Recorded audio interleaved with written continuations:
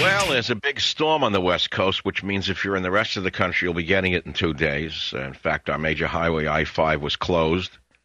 Well, what amuses me is that there was no rain for a number of months, very light rain, so they were screaming global warming. Now we have torrential rain, and they're saying it's not going to help the drought. It's amazing to me.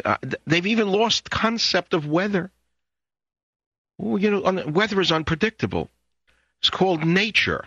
You don't control it. Man's been trying to control the weather since the corn dance. In fact, if you go back to the early days of the Little Ice Age, which only ended about 200 years ago, Little Ice Age. Little Ice Age. Little Ice Age.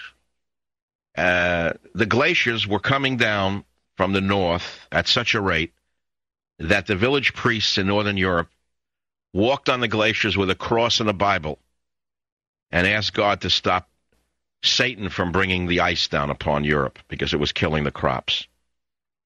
Did you learn that in your global warming brainwashing session?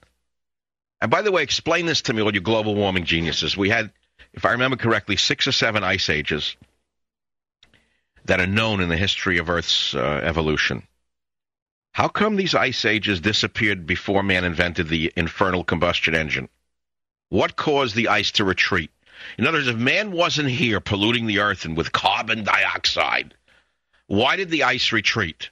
How come the ice retreated and the ice ages diminished without mankind? Can you explain that to me? Because the minute you explain it to me, you admit that there are cycles in nature that we have no control over. I'm not arguing that we should have pollution. In fact, I've probably done more to work against pollution and to save forests than most of the loudmouths who talk about the environment. Like I know Barbara Boxer has probably never, ever, ever collected plants in the South Pacific as I have done and put them into museums and try to find indigenous plants that are healing. I know that Al Gore has never done that. I know Al Gore has never spent a minute in something that wouldn't make him either more prominent or more rich. But I have. And so don't tell me and don't lecture me about the environment. I know what it is, and I know more about it than most of the idiots on the left who tell you about global warming. The fact of the matter is, no one can explain that. Why did the ice retreat 6 times before man was industrialized? Because there are cycles in nature, whether they be sunspots or volcanic activity or whatever, that heated up the earth. We don't know. The same as what we're going through right now. We're going through a very mild warming phase. And there's not a thing we can do about it. Nothing. Nothing. Zero. Now, on top of the fact that the economies of the world are broken, the country is bankrupt. These charlatans now want to impose this garbage on us and destroy what's left of our industrial base. Obama says that unless we get control of global warming, Bill Clinton, unless we get control of global warming, the earth will end. Mankind will be wiped out. What does Bill Clinton know about the environment? Nothing. What has Bill Clinton done for the environment? Nothing. Has Bill Clinton spent one day of his life working to improve the environment? Zero. Now you know why Bill Clinton wants the fairness doctrine. Because it's men like me who know the truth, we're truth-sayers, and they want the truth killed so they can get away with the big lie. And let me remind you of something else.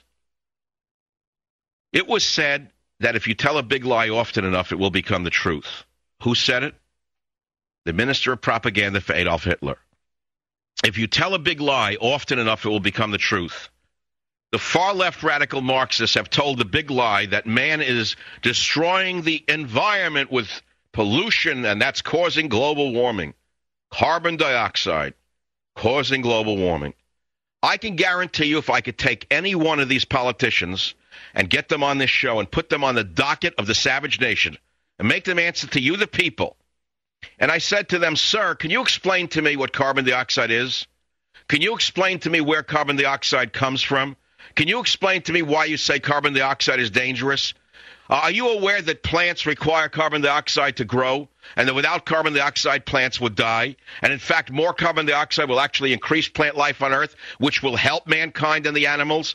They wouldn't know what I'm talking about because they don't even have the rudiments of science. Just as we had a politician on the show on Friday who I'm sure considers himself a knowledgeable gentleman, and very good intentions.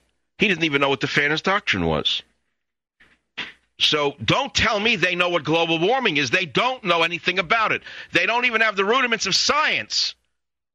I earned a real PhD from the University of California at Berkeley. My PhD dissertation was published as a book. I had a master's degree before that. My master's thesis was published in its entirety by a journal at Harvard University. I have another master's degree, so I have major credentials in the sciences, which gives me an awful lot of knowledge about things that they have no knowledge of at all. You understand what I'm saying to you? Now, I'm not boasting just to boast. I'm laying down the groundwork for reality here. There are times that credentials matter. If you want to discuss brain surgery, don't come to me. I don't know anything about it. Go to a brain surgeon. Go talk about brain surgery with a brain surgeon, not with Al Gore. Would you talk about brain surgery with Al Gore? No, because you'd say, well, Al Gore's not a brain surgeon. Well, why are you talking to Al Gore about the environment? He doesn't know anything about it. He's a fool and a liar and a charlatan, in my opinion. He is one of the greatest charlatans in the history of America. You're going to trust Bill Clinton to lecture you on global warming? Would you discuss colon surgery with Bill Clinton? Would you entrust your colon to Bill Clinton for surgery? Would you say, you know, ex-President Clinton, you're such a great man, I want you to perform a colonoscopy on me? Of course you wouldn't do that, because you know that he's not trained in preparing you for a colonoscopy or running the tube in your body or looking at the results on a monitor. You wouldn't know anything about it. Then why do you entrust him to talk about the environment? Do you think it's that simple a topic? Do you think it's that easy for everyone to grasp? It isn't. Very complicated. You're going to entrust this discussion to politicians who are known to lie about everything? Well, okay, that's why you have the president you have. That's how you have the charlatan known as Obama.